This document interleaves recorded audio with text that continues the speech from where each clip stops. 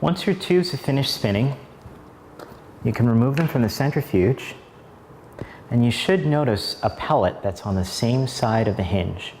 And that pellet is actually the DNA that's come out of solution.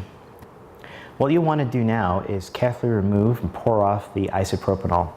So open the hinge, and over your waste beaker, just carefully pour off that alcohol. If you have a drop or two remaining, you can use a napkin to just get that last drop.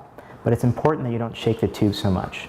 When you remove the ethanol or the isopropanol, when we're doing these alcohol precipitation steps, that's when the pellet is most visible. So if you don't see it, or if it's very clear previously, when you don't have those alcohols, it's easy to see. At this point, go ahead and take your tube and add 600 microliters of the ethanol. The ethanol just washes away any excess impurities.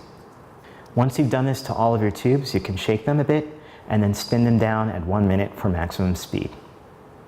After you've added the ethanol to all of your tubes and you spun them down, the next step is to take your samples and again, carefully pour off any excess ethanol.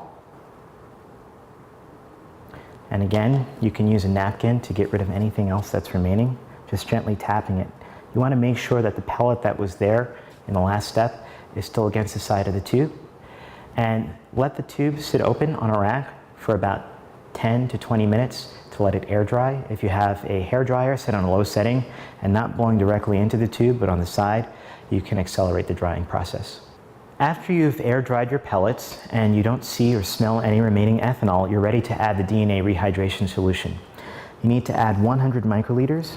So I'm going to use a fresh tip to add 100 microliters of that solution to each one of my tubes.